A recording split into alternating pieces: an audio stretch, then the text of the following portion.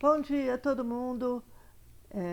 Então, hoje a aula é sobre como as derivadas afetam a forma de um gráfico.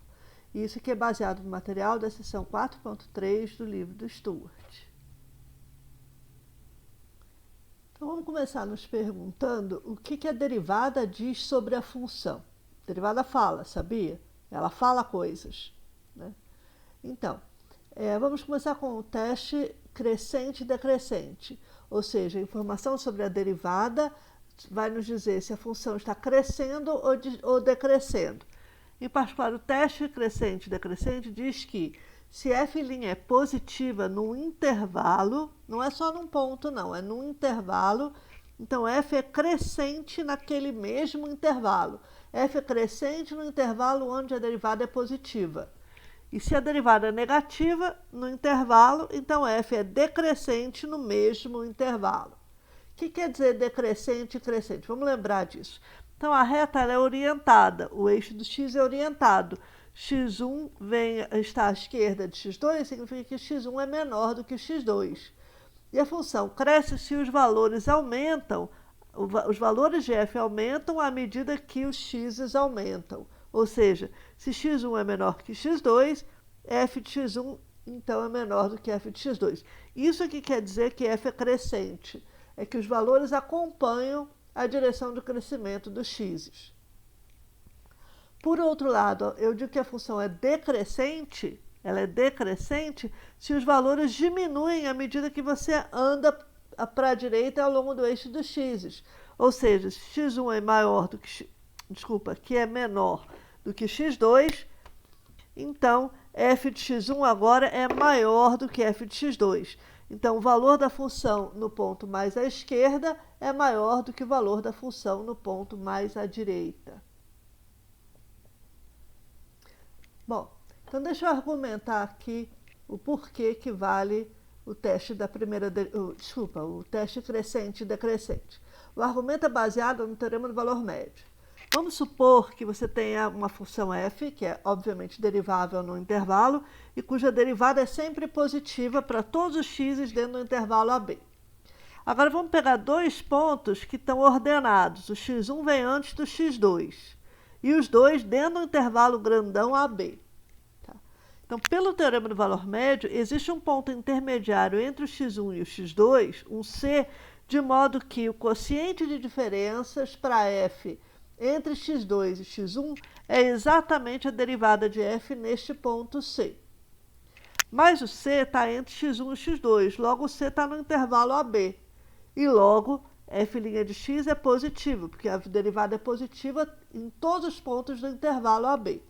Então, a derivada é positiva, esse denominador aqui é positivo, porque o x2 está à direita do x1, então essa diferença aqui é positiva, isso aqui é a distância entre eles, e, portanto, para você ter um quociente que seja positivo, o quociente tem que ser positivo. Se o denominador é positivo, o numerador é obrigado a ser positivo. Portanto, f de x2 menos f de x1 é maior que zero, isto é, f de x2 é maior do que f de x1, ou f de x1 é menor do que f de x2. Você pode ler isso das duas maneiras diferentes. O ponto aqui é que, quando a derivada é positiva, os valores de f acompanham o que está acontecendo com os valores de x em termos de orientação, de quem vem primeiro. Analogamente, você pode argumentar que se f' agora é negativo, então você vai ter derivada negativa, esse denominador continua sendo positivo e, portanto, para que o quociente seja negativo, é necessário que o numerador seja negativo. Então, é assim que você argumenta esse teste aqui de crescente ou decrescente, de crescimento da função f. Esse teste de crescimento e decrescimento da função pode ser levado mais longe e a gente pode deduzir o teste da primeira derivada. Então, o teste da primeira derivada é o seguinte: considere um número crítico de uma função f contínua em C. Então, pega uma função f que é contínua num ponto C e suponha que ou ela é derivável em C e a sua derivada é zero, ou ela não é derivável em C. E vamos dizer que f seja derivável perto de c. Então, tem um intervalinho em torno de c em que f é derivável. Tá? Eu não sei em c, mas perto de c ela é derivável. Então, se a derivada muda de sinal de positivo para negativo ao passar por c na direção correta, na direção do eixo x, então f vai ter um máximo local no ponto C. Por outro lado, se ela muda de negativo para positivo ao passar por C, então f tem um mínimo local em C. E se ela não mudar de sinal ao passar por C, então C, esse número crítico, não vai ser nem máximo e nem mínimo local. Tá? Gente, presta atenção. Isso aqui pressupõe que você está falando de um ponto crítico, de um número crítico. Tá? Não dá para aplicar o teste da derivada, da primeira derivada em torno de um ponto, de um número que não é número crítico. Tá bom? Então, a gente consegue lembrar do teste da primeira derivada com esse esqueminha aqui de desenhos. Por exemplo, aqui então tem f' em roxo, a informação de f' e a informação de f correspondente. O que a gente lê para f a partir da informação de f'? Então, eu tenho um número crítico, c, e f' muda de sinal de positivo para negativo. Então, o sinal positivo de f' indica que a função está crescendo. O sinal negativo de f' indica que a função está decrescendo. Então, você tem crescimento e decrescimento. Se f for derivável em c, você tem uma reta tangente horizontal aqui. Você tem f' de c igual a zero. Ou você não tem derivada em c, não tem derivada aqui, mas ainda assim a função cresce e depois decresce. Então, em ambos os casos, o que você vê é um morrinho, tá? Ou um morro pontudo, uma montanha, o cume de uma montanha, de qualquer maneira você tem um máximo local. É bem claro que o que você tem aqui é um máximo local.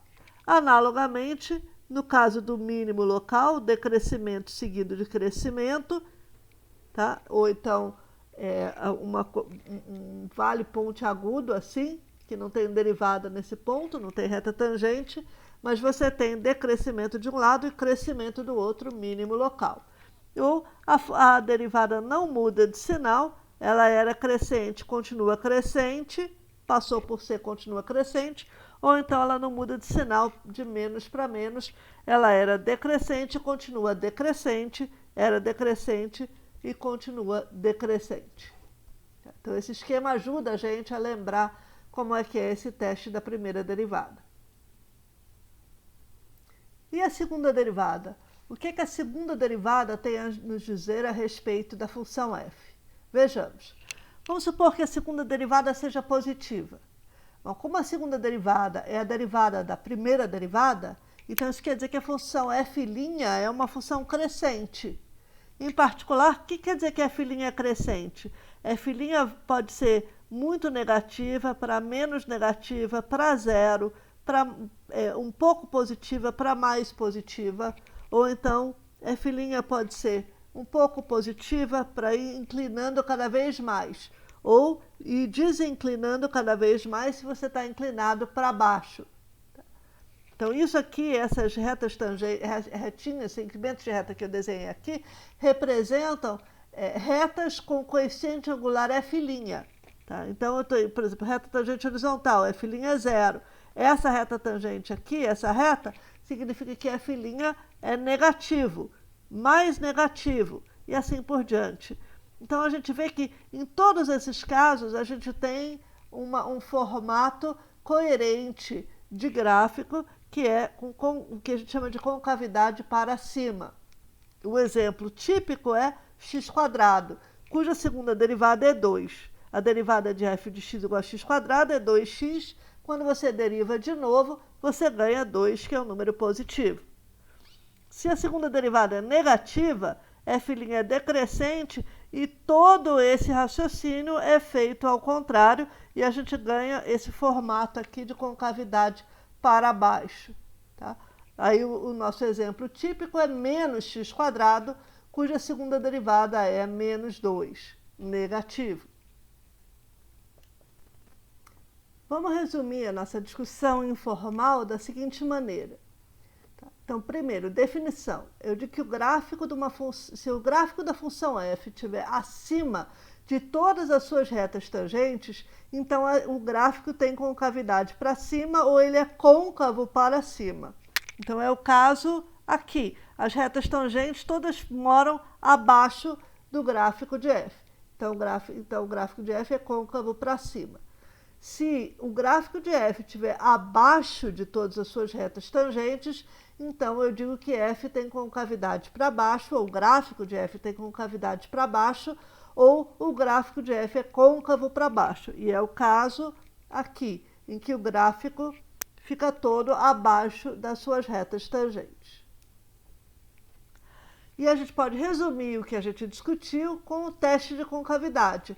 Se você tiver uma função duas vezes derivável, cuja segunda derivada é positiva no intervalo, então o gráfico de f vai ser côncavo para cima no mesmo intervalo. E se a segunda derivada for negativa no intervalo, então o gráfico de f vai ser côncavo para baixo naquele mesmo intervalo. Isso é só um resumo do que a gente já discutiu, do que a gente já ilustrou com o desenho anterior. Aliás, com os desenhos anteriores. Definição. Um ponto no gráfico de uma função f, da forma cf de c, é chamado um ponto de inflexão se f for contínua no ponto C e se mudar a concavidade de f ao passar por C. Então, eu desenhei aqui vários exemplos desse tipo de cenário. Você pode ter um ponto que é número crítico, a derivada é zero, aqui nesse ponto C, e antes de chegar em C, a concavidade era para baixo e depois muda para cima. Ou você pode ter um ponto C aqui, em que não existe derivada, também é número crítico, e f muda de concavidade de para cima para baixo. Ou, nesse caso daqui, você tem um ponto que não é nem número crítico, a derivada nem é zero, a reta tangente aqui não é horizontal, e nem a função deixa de ser derivável nesse ponto. Tem uma reta tangente perfeitamente bem definida. No entanto, claramente o gráfico da função vai de concavidade para cima para concavidade para baixo, ao passar por C. Então, esses aqui são chamados pontos de inflexão.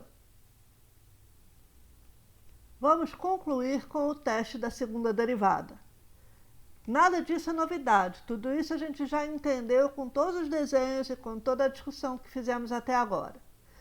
Suponha que você tenha uma função f no intervalo, esse intervalo pode ser a reta toda, pode ser um intervalo aberto, não interessa. No intervalo a valores reais.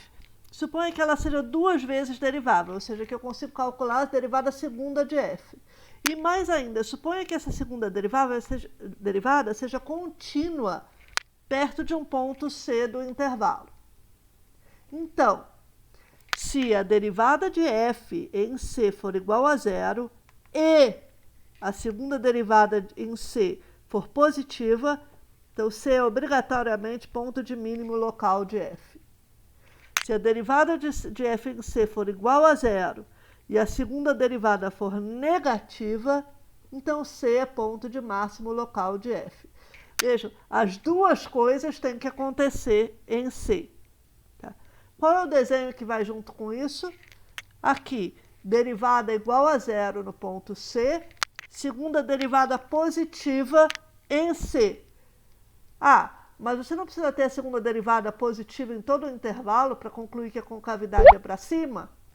Sim, você precisa. O que acontece é que, como eu supus que f duas linhas é contínua perto de C, se ela é positiva no ponto C, então em torno do ponto C ela também é positiva. Esse aqui é o segredo. E, portanto, a concavidade é para cima, logo C vai ser ponto de mínimo local.